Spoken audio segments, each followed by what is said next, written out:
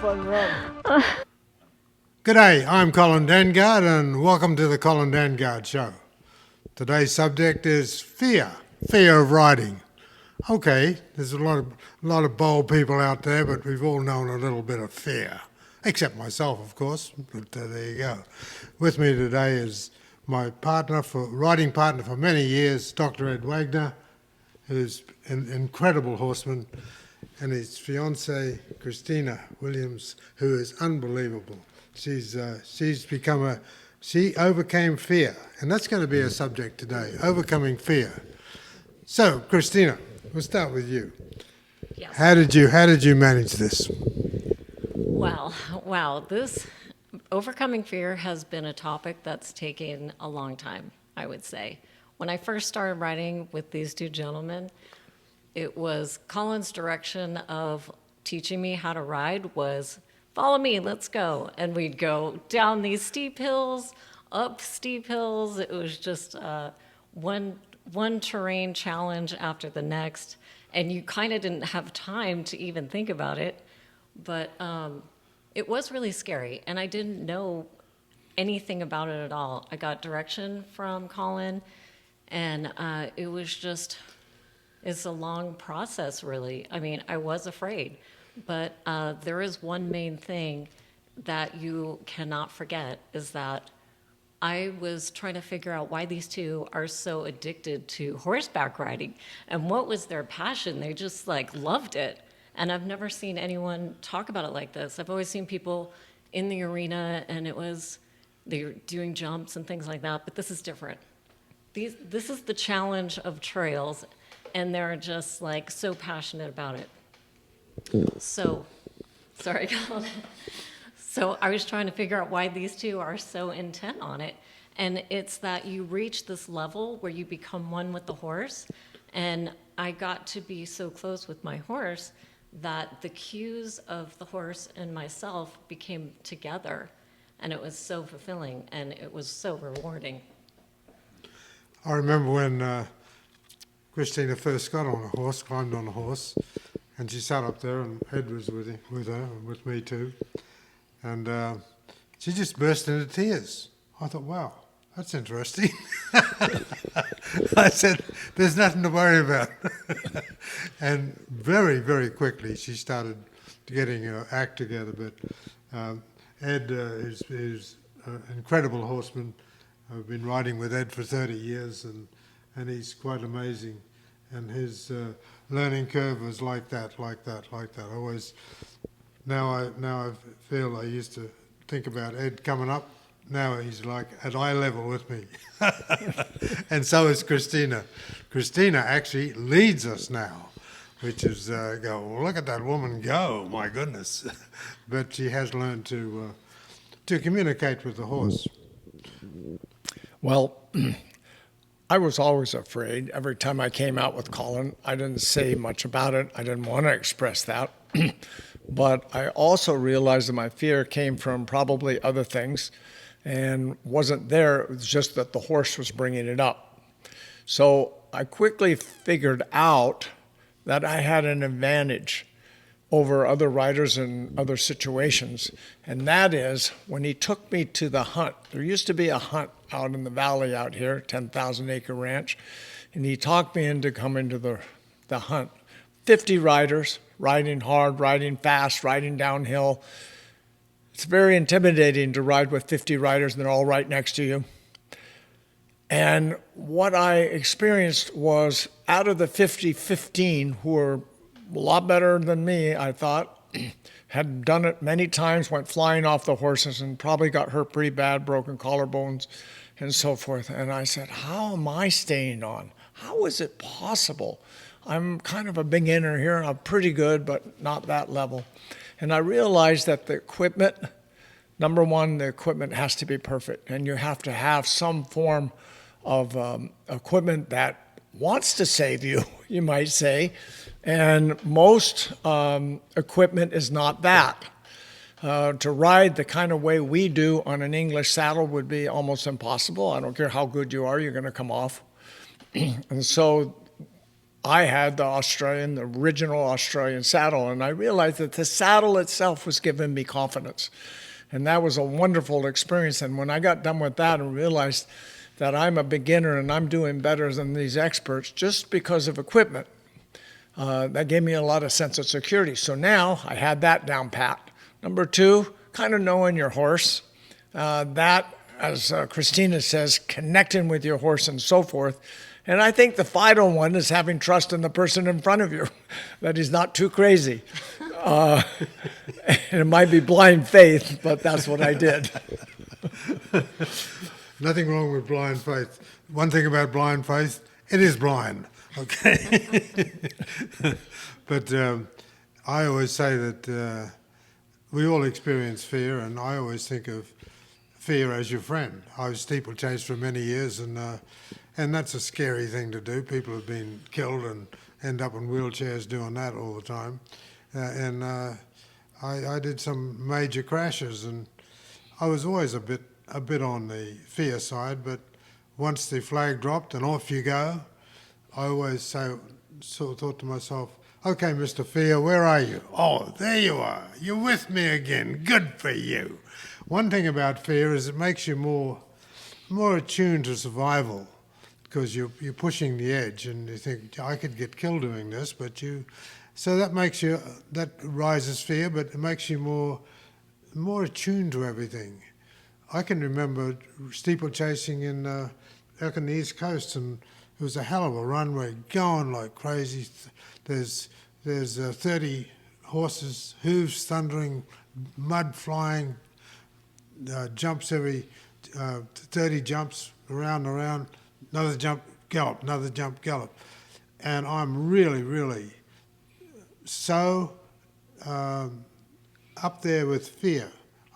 But I'm managing my fear, and I'm thinking, this is great. There's fear right there. Wow, it's making me more alert, making me more this and more that. And I heard a bird singing amid thundering hooves. I can hear this bird singing. That's how good your antenna gets when you fear. So, fear is nothing to shun out. Rather, embrace it. Hello, Mr. Fear. How are you? Good. I'm glad you're riding right there on my shoulder. I need you. Give me a tap when things are getting a little bit hairy, and I'll try and rein in a bit. That's my take on fear. But I watched you, Christina, emerge from bursting into tears when you first sat on the saddle to now riding like unbelievable. You go out with Ed and I, and you now lead us around down the steep stuff, up the steep stuff, and galloping and having fun. But it's true, you've learned to know your horse. You have a great relationship with the horse, Dreamer. And Ed has a great relationship with his horse, and I have an okay relationship with mine. I think he hates my guts, but there you go. Well, one thing I want to add to that is, during our rides, and since we started from the beginning, I think one of the major things that kept me from going overboard with my fear is that I would think back to what you guys told me that I should be doing when I'm at this point, or when I do this, or when I go over this, because if you stay to the technique of what you're supposed to be doing, you can't get that out of control. And I can't remember the woman's name. We went to the park one day, and it was Ed, Colin, and her and I, and she was on Tika. And I think she went and did a lap. We were waiting at the top of the mound. We would do a lap, and that would be scary. That would be really scary sometimes. So you'd go run with your horse around the little lake, and the people on the mound would watch you, and you come around and come back up the hill. Well, she came back up the hill, and she was leaning back. She didn't have her hands close up on the reins, and all of those things led her to flying off, and we watched it. We watched the second of her falling, and it was terrifying. It was terrifying just to watch it. And I was thinking, okay, she should have had her reins up higher. She should have been leaning forward. If you feel out of control, come close to the horse's neck. There are things you can do to keep yourself from going out of control, and that will keep you safer. So I think about my fear of things when I get on the horse, and oh my God, am I going to be able to do this? I just think, okay, I'm supposed to have my legs this way. I have to have my reins like this. If I do how they're doing when we go down this steep hill, for example, then I'm going to be okay. So it's a constant talking to yourself, but if you don't let it get out of control, it's something you can get over. And once you get better and better, you build your confidence and your riding gets better. So I would say that was very helpful. What I've noticed with your riding is you have built a tremendous communication with the horse, which I think is very, very vital. The horse seems to know what you're thinking when you look at it. When you look at your horse, the dreamer seems to know what you're thinking. So there's a communication there, and I've noticed that with you too, Ed. You get a great communication with your horse. I mean, it's tremendous, much better than I had when I was riding that horse. I tend to attach myself to a horse much like a decal on a rocket. I have about as much influence on the horse. Just go, baby, go. Yeah. But I do like to feel that power. Yeah, that's an incredible feeling when you can just slightly move and they already know what you want.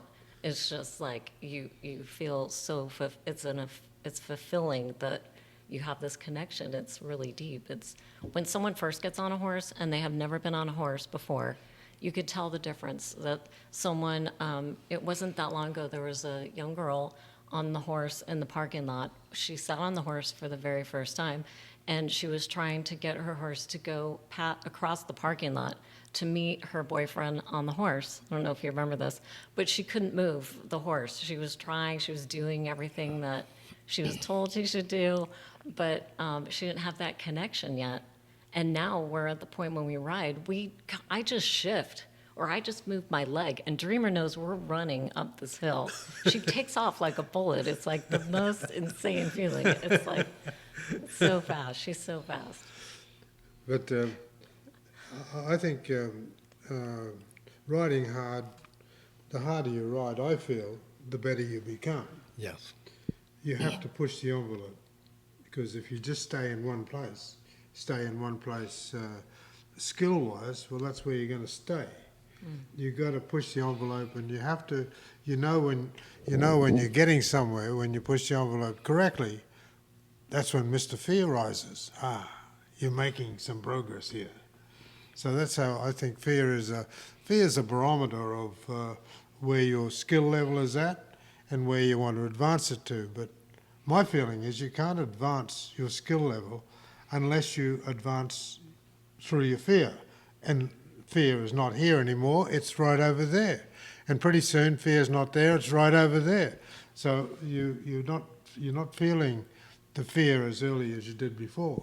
That's my feeling about it. What do you think, Ed? Well, I learned something from Colin that probably nobody in the country teaches, or I don't even know if he could say he's teaching it.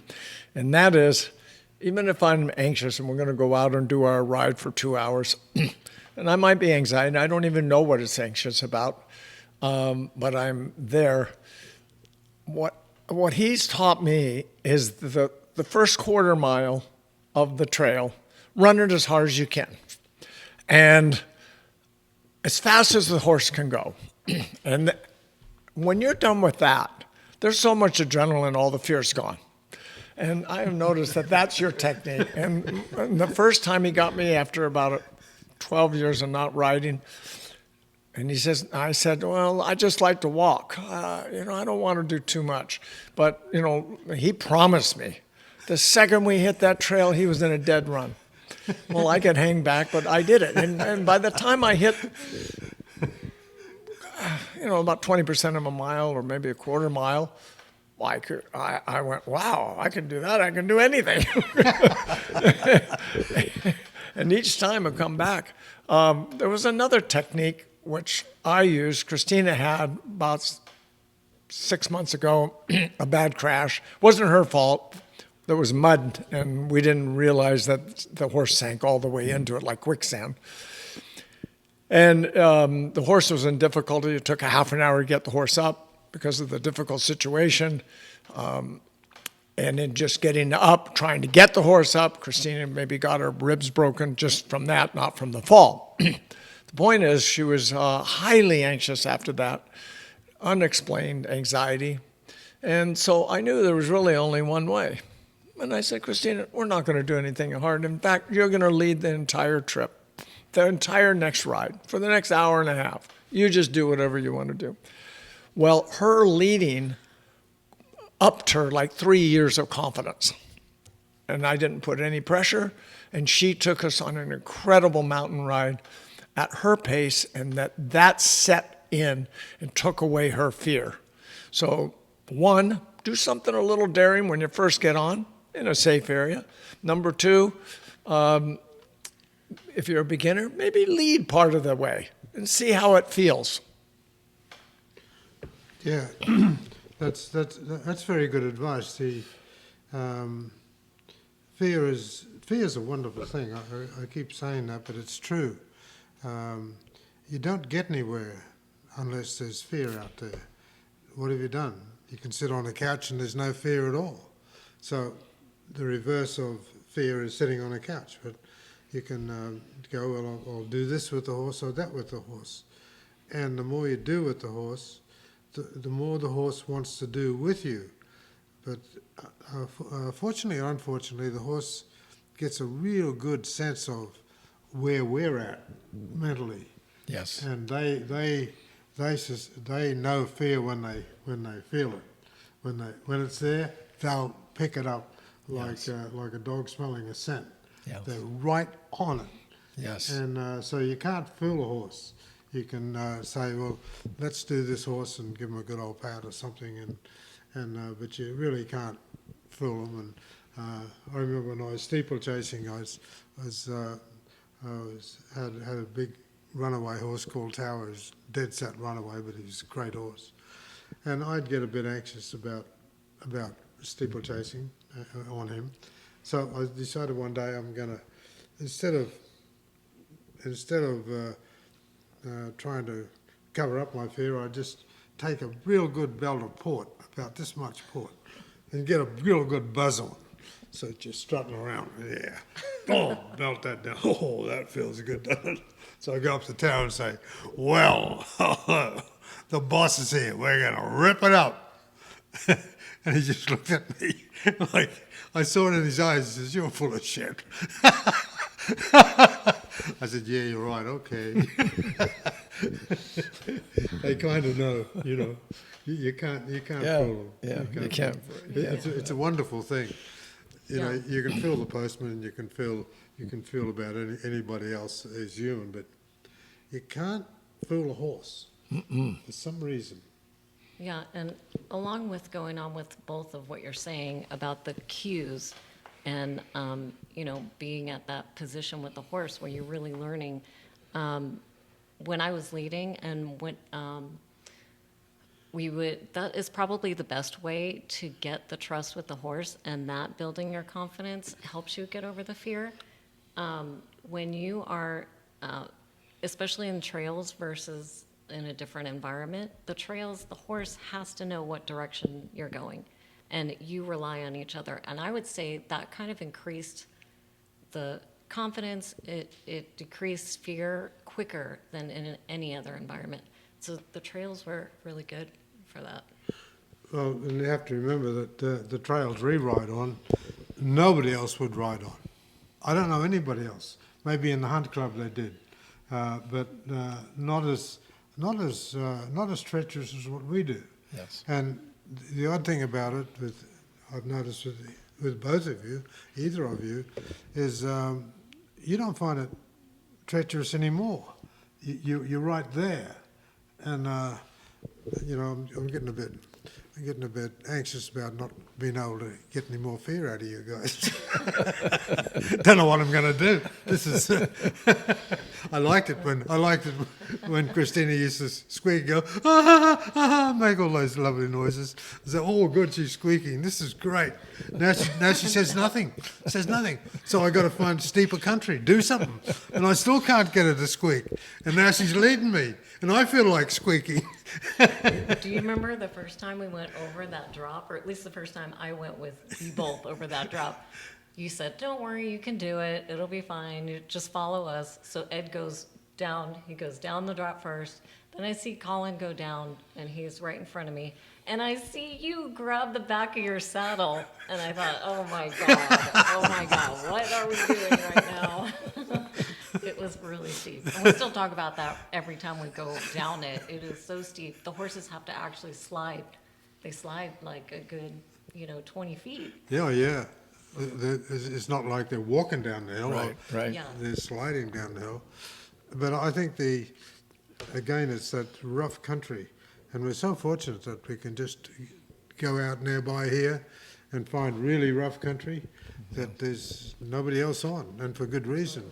And when you think about it, the country we ride in, I couldn't walk up those hills. I couldn't walk down those hills. Yes.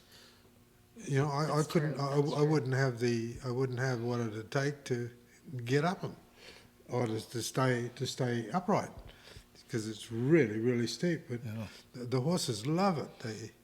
I'm convinced they love it anyhow. I think the horses do love it, and I trust my horse, and just beyond you can imagine. But what we've done over time is every time we go out, we up the ante a little bit, just a little bit. And we're riding trails that are not trails. We create our own trails across mountains, down ledges, up hills. And I've noticed Breeze, if she thinks it's impossible, she won't do it. And I have great confidence in her judgment. The couple times that I've crashed, the few, which everybody does crash, it was really quite my fault, wasn't her fault. And I finally got it into me, what Colin said a long time ago. If your horse runs away, if he starts acting bizarre, lean into it and stay on and don't care about form. Most people, they back up, they try to control. And he gave me a horse that I swear ran away with me 50 times before that horse decided it would be my friend and not ever run away again. And I would yell, trying to pull the reins and think I was going to fall. And finally he said, just go with it. Just pretend you're a jockey. And so I did that. And hell of it was really fun. It became fun. Then he gives me a horse that bucks. He says, oh, it's just fun. So I said, it's fun. So I trust him. So I started enjoying the bucks. And if I wasn't fighting it, there was no problem. And I enjoyed it. And he told me that the bucks were the horse's expression that it really liked what it was doing, not trying to throw me. And when I accepted that, that was an incredible experience. And then that took that fear away. I think the ultimate thing is experience. If you ride once a week, you're going to have fear. Now, you can get over it. You can get over it each day, each time, but once a week. But if you're riding twice a week, a little bit less fear. If you're riding 3 or 4 times a week, even if it's a little bit, half an hour, your fear will diminish because you now become one with the horse. Your legs are feeling the saddle, and that's a good feeling. We ride 3 to 4 times a week. It's quite incredible. I like feeling the power of the horse. They talk about horsepower and engines and every other thing. The horsepower is now our definition of power in machines we make, and that's how it's been since the first machine. The horse was there before the machine. So it's horsepower, but feeling that power and knowing it's right there underneath you, on call, That's pretty extraordinary, isn't it? And when you think about the whole amazing thing, man rides animal. 50 years or 100 years from now, they'll be talking about us and they'll say, way back in the day, they actually rode animals. I can see that conversation happening, 500 years from now. Can you believe those people? They were sort of savages, but they lived in funny houses, and they rode animals, and in some countries they ate them. Wow, that's pretty good. But I think people have been eating animals since the beginning of time, and it's a good source of protein. So they'll be eating animals for a long time. I can't say I've ever eaten one of my horses, but I wouldn't put it out past me if that was all there was to eat, and the horse went down, had a broken leg. I think I'd have a few steaks off that one.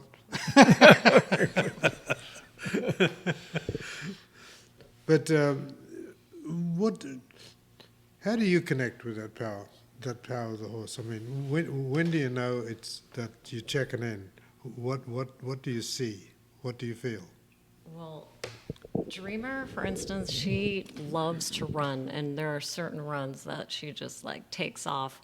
And a lot about what you were teaching me when I first started riding and what Ed was talking about is if you could just stay on, right? That was the first initial one. And I agree with Ed. You stayed on, you learned how to really enjoy that power and not be afraid of it. It seems like everyone that has the fear is what's you're fighting, and you're doing everything wrong when you get afraid. But when you let yourself just kind of stay in it, you really do end up enjoying it. And I get such a thrill running with Dreamer when she takes off and she does her, we race. I have the most favorite clip of all time that I sent to you all, that when I'm racing Colin and I'm coming up next to you on Dreamer and we're slowly inching up and then we make it past you. It's just it's an incredible feeling, and I have nothing else that is so fulfilling than horseback riding. And it's sad when people are afraid and they don't want to get past it. They have to keep remembering that there's something ahead that they're working toward that is just something that will make their heart sing. It's just an incredible feeling. But how unique is it to have someone like you both showing me exactly what to do for all these different situations? And I think it would be an incredible thing for you, Colin, to do videos on, we do a demonstration, and people want to learn what to do in these different situations and how you would suggest they would go about it. That would build confidence, and if they can stick with a technique, have something to build to get over their fear. What technique have you developed to manage that and get through it and actually harness your fear and regulate it and go through it? What techniques do you use? As I said, even though I ride good with you, many times I'm in a state of anxiety. Not about a particular thing, but it's just there. And when I'm there, I just connect more with the horse. I just let myself go. And when you're fearful, you pull harder, you squeeze more, you're more rigid, you lean back more, all these things to come over. And I learned a long time ago with you to almost like yin and yang, become more yin. I just softly, I let the reins loop. I let the horse do it. And then I gain the confidence from the horse. The horse gives me the confidence because I can't get over my own anxiety. So I get over it through the horse. The horse gives me the confidence because I'm not trying to control the horse. And now I'm so light on the horse, I hardly ever use the reins. And I credit you to do it. In all of the years I've ever had with him riding and watching him and myself teach Christina is we've never given her one lesson on positioning or what to do in a sense just dressage, or even in an arena or any where you learn heels this way, sit this way, rhythm this way.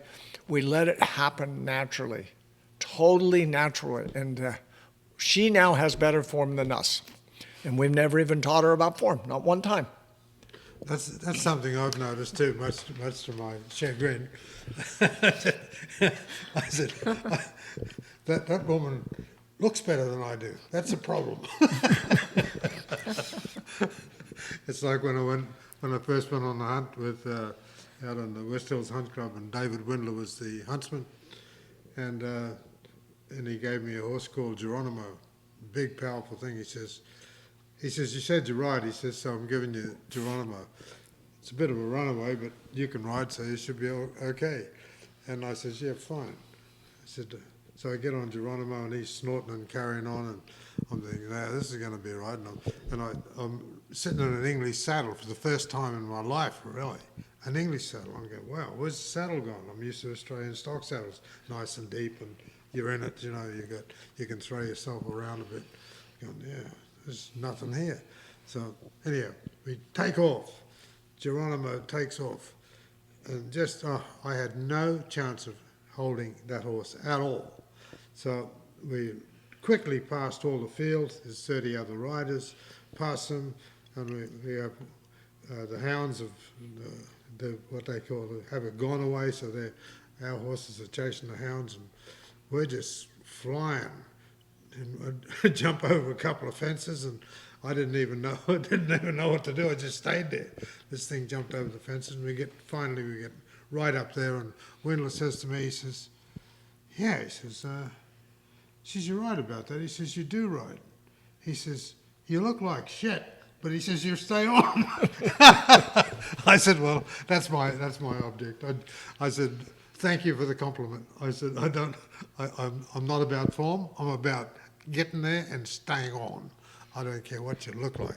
Heels up, heels down, I don't care. Wave your heels, I don't care. There's a certain form that looks okay, but I've never seen chasing cattle in the bush. Nobody ever says, oh, did you see he had his heels down as you see him going over that cliff? Oh, did he have his heels down? I wonder why. Get over the damn cliff, you know. But form has something to do with it, I guess, you know. I think about dressage and I think, well, dressage has its place, and it was invented by the French when they started fighting with swords. And, you know, if you engage somebody with your sword, and I'm a sword fighter, I've done this, you engage somebody with your sword, you move back, and what you're trying to do is get them to take a thrust with their sword, so at one point they're going to have their blade extended, so you can go, whoop, and you got them, you know. That's what you're trying to do. But, you know, if you're doing that on horseback, you need a horse that when you put your leg on, it's going to move in a dressage move, which is where the dressage move came from. But, you know, we're not using swords, although I think that'd be fun, wouldn't it? We'll get, you know, I got some swords. We should start doing sword fighting. Wouldn't that be cool? Yeah. We'll wear some vest or something. Oh, gotcha. But the horses, we're also fortunate to have something that's right there, that's available for a thrill.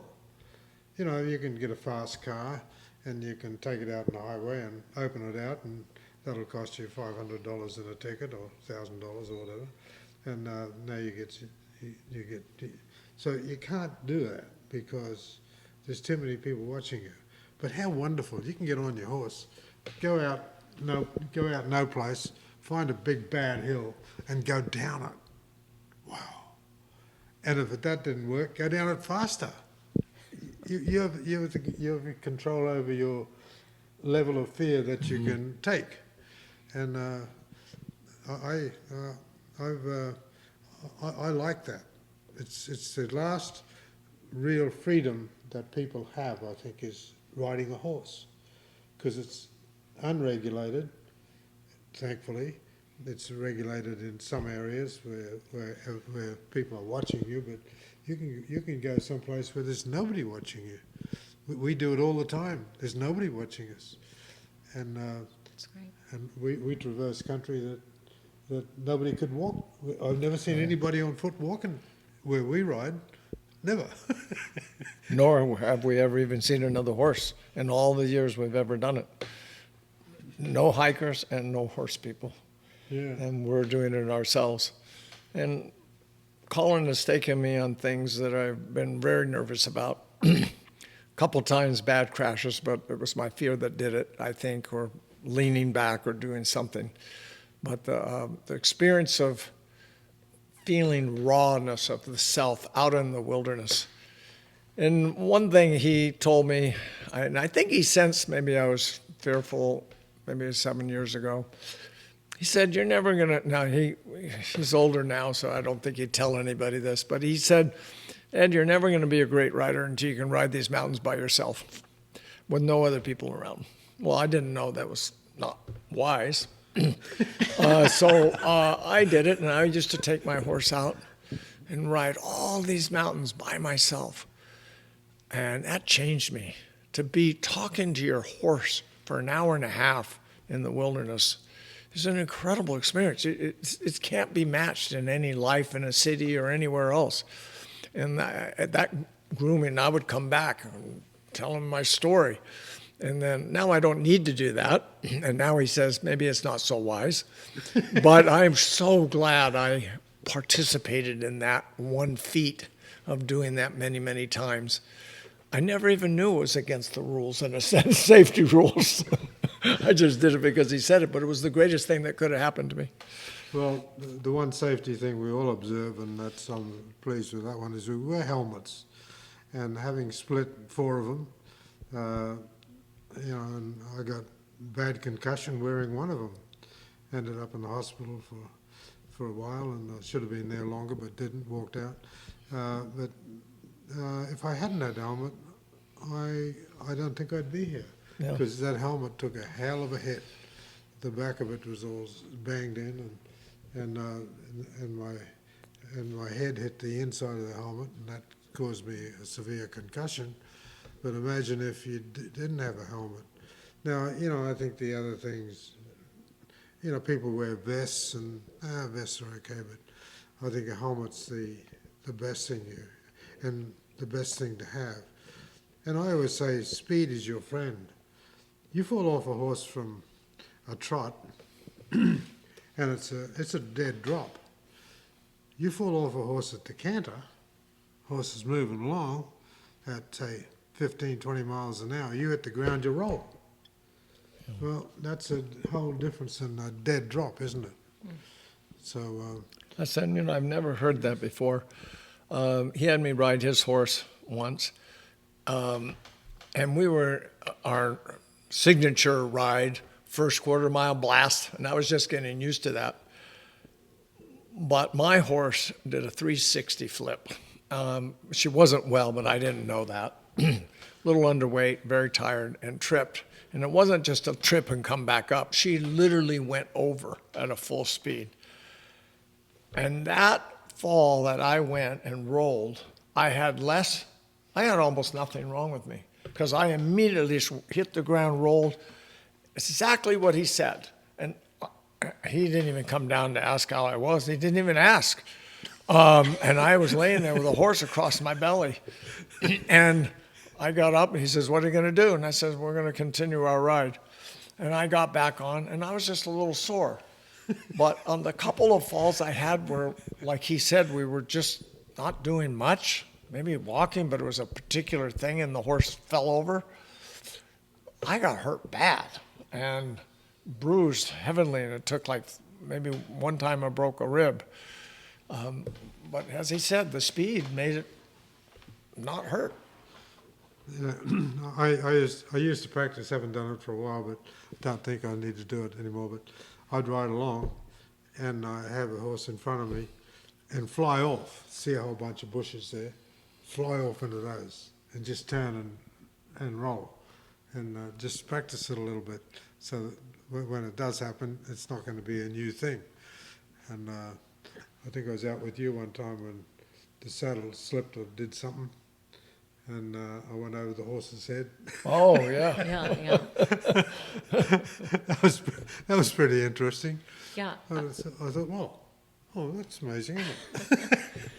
I remember you telling us that you were practicing and doing that, but then one thing I found surprising was that when we were going down a hill one time, you were talking about how you actually plan out if you fell here or if the horse went down here, this is what you would do. Like you planned where you would fall. Yeah.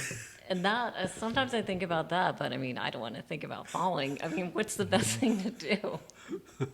I think our level of teaching, I don't think we teach, but the way we've been doing it, I have never seen somebody progress as fast as Christina. I didn't even go as fast as she has. And that has given me a sense of peace. And watching her ride, like maybe you watching me ride, has given me more confidence.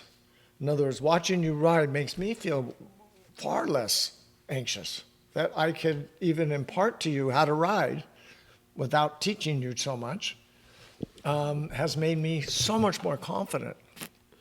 Well, I like the idea that Christina is now leading, because I like to get in second slot there and think, well, she's okay. She's if something bad happens, it'll happen to her before it happens to me. So, an old Australian trick: don't go in front. Well, it's been very exciting. We have Wednesday mornings that we ride together, and it is just a blast for 2 hours of like cranking out trails, of running, and it's just like, it's amazing the challenges you guys always want. And the thing that gets me is that even though we have a specific trail that we go on that we're getting used to, and it's hard for anybody else, it would be really a lot. But you guys both want more. It's always the talk about, we didn't cover that hill yet. Did we go around here? Can we make it past that drop? And I mean, I get like, that's when I want to go to the back of the line and go, okay, you guys go down it first and then tell me. I like it when Ed says, I ask Ed, did you dream last night? What did you dream about these hills? Ed's got this relationship with these hills that's pretty damn scary. Have you guys explored the difference in your human experience, like before and after a ride? Because obviously you're showing up like 2 or 3 or 4 times a week sometimes, and you keep coming back. So, yeah. What's it like for you before the ride and then after, going into the world again? Oh, well, I leave on Wednesday and I go work at a computer for the rest of the day, which is torturous, okay? Torturous.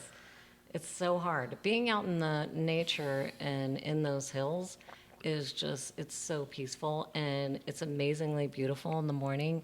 We get to see all kinds of weather, and it's just, the hills just like, they talk to Ed.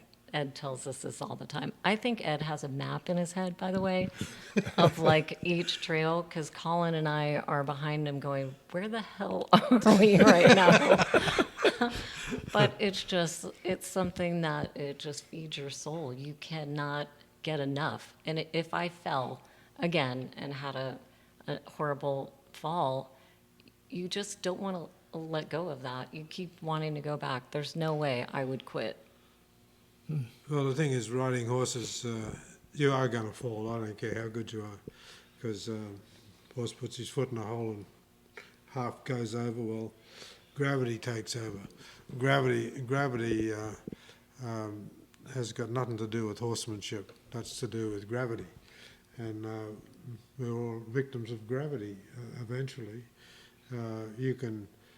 My advice always is stay on the horse. No matter what, stay on the horse, because that's your buffer between yourself and the ground, is that horse. And he's bigger and stronger and he's got more mass than you have, so he can take more of a pounding. And of course you want nothing to happen to him, but you want nothing to happen to you either. I like to take care of the horse, but I'll take care of myself first. If somebody's gonna die here, the horse or me, I'm sorry, Mr. Horse. I love you, but I'm staying. Well, to answer that question, we have different kinds of rides. So For instance, Saturday night after a long day of working, a long week, Christina and we take a lazy ride around the lake, up into the hills. We don't run. It's just lazy, and it just takes it out of us. We're very relaxed and peaceful. Wednesday, before work, we do 2.5 hours. Last time was 2.5 hours, really hard. I don't call it dangerous, but to anybody else on the planet, it would be extremely dangerous. It creates an adrenaline. It creates a piece of the body that takes us back to the covered wagon, some time in history where the people were physically active, maybe like a soldier or something like that. And when I get to work, I am so high. I'm so charged. I'm like 12 years old, ready to go. And that lasts a good 48 hours. And everybody will say, God, you're so happy. You're so charged. You're so young, youthful. And it's that juice that I got from the horse and that particular ride. And especially every time we go, we find something new. This last time, Colin was heading for this kind of cliff that we love to go down. And I said, wait, Colin. And he says, what? And I said, this mountain told me to climb it. And we climbed a mountain. And it was really rugged. It was very thick brush. And we got to a new point to overlook all the valley. Like nobody's been there, maybe in 1,000 years, 500 years. Probably nobody's ever walked up that hill. And then we saw it. We saw there's a possibility there's a new way through the mountains that nobody ever has done ever in history.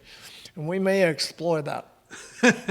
Yeah, I worry when you start dreaming, Ed. Oh, Ed's been dreaming again. Hello. We did they didn't know what I had planned, but my dream was to hit this one old dirt road that you never see a car on ever, and let them go, 1/4 mile, maybe a 1/2 mile. I bet it was a 1/2 mile, just blasting and racing as hard as we could, and then stop. And they thought, oh, we're going to walk back. No, the mountain told me there was a little trail there. And we came back a new way. And they were so excited, and I was so excited that it all worked out like my idea, planned it, but my dream. So it's that charge back into real life. And so, nobody can understand how I work 50, 60 hours a week, ride horses 4 times a week. I think I would be a burned out doctor if it wasn't for the horse. And it makes me want to work. The extraordinary thing about the horse is its availability. I mean, the horse is there. And lots of people, when I sell saddles, of course, and I'm going out to people's places, selling them saddles and putting saddles on horses for them. And I said, what do you do with this horse? Oh, well, last summer we went for a trail ride for 3 days. That was last summer? Oh, yeah, okay. Or they ride around the arena, or they just do nothing, just like feed the horse. Well, what a waste that is. Yeah. As, you have an animal that we can have a real serious experience with. You can get on it and scare yourself half to death if you want to and get a charge out of that, or you can get on it and have a little leisurely ride and look at the birds and the bees and thinking, well, this is real nice. Look at that sunset. Yeah. I don't have those sort of rides, but I hear that people have those sort of rides where they look at sunsets and things like that. I should do. I think there's one more thing that gives a sense of security. When I first started riding, I knew nothing. I bought myself an Arab. I wanted to ride more than anything, but didn't even understand riding. And so what did they do? They talked me into English saddle. I bought an English saddle, a nice one, very good. I didn't know that the feedback I was getting from my saddle was making me anxious. I had no idea. I also bought a Western saddle. Didn't know there was anything else. Neither one gave me a sense of security. And then when I met Colin told me if you really want to do some different kind of riding, you really got to have an Australian saddle. So At that time, I also watched the movie Man from Snowy River. And I went, wow, that's the kind of riding I want to do. And Colin said, well, I'm the one who supplied the saddles to that. So I bought a saddle from Colin. And then I realized as my legs were in the saddle was becoming one with me. It was no longer I sitting on a saddle. It was me and the saddle, and the horse was one. I was being given the opportunity to feel the horse in a different way. That's an incredible thing. I noticed it right away. I felt secure. I didn't have to worry anymore about my pelvis, whether I was going to fly out of this saddle on the slightest little thing. Because even yesterday, when we went on an easy ride, my horse saw a Cybertruck for the first time. She jumped 10 feet sideways when she saw it. All the other cars were fine. And of course, I was unprepared. I was almost asleep walking, just talking, no reins whatsoever. Wham! We flew 10 feet. My wrist popped, my shoulder popped, and I looked around, and it was that car. She had never seen a car look like that. So even with the hardest things we do, that was worse, seeing a Cybertruck. Now, not that it's a bad car, but my horse didn't like it or never seen anything, thought it was a threat. If I was on any other saddle, I would have been off that horse. I couldn't have stayed on. So my entire feel, the leather is engaged with me. The shape of it, it was made for practicality. And I would suggest anybody, if you're in any way afraid of riding, own an Australian saddle and talk to Colin, because it's a different experience. And I don't even care if she jumps 10 feet off to the side unprepared, because I know I'm going to stay on. Well, that's true, Ed. And there's one thing: all misadventures riding horses, they all have one thing in common. That is, the saddle is not working for the person, not working for the horse, or not working for either of them. And I like to fit a saddle to a horse and fit it to the person, and at least get all that stuff right.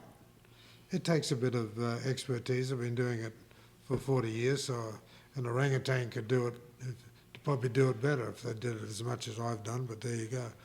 But if you can get that fit going, the person then riding has enormous possibilities to extend the area of activity. Yeah. And like I always say, you got to push it to the edge, push it more and more. And contrary to popular belief, horses love it.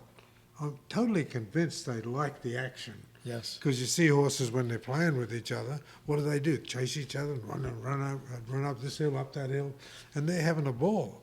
They go screaming down hills that if we go down them, people say, "Oh, did you see that horse go down that hill?" But they do that naturally, so we're not asking them to do anything that's unnatural. But you do need equipment. You need something that's going to keep you in the saddle when that moment you talked about happens. Yes. And believe me, it'll happen. Yeah. I never get hurt coming out of a saddle. I get hurt crashing, which is a whole other problem. Mm-hmm. But there you go. But at least if you crash, you're closer to the ground. You don't have that high fall, and I think the high fall is a bit of a problem. I noticed an incredible jump in ability when Christina got her saddle. She borrowed saddles when she was here, in the beginning. Mm-hmm. But when we gave her a saddle, we picked out a saddle for her.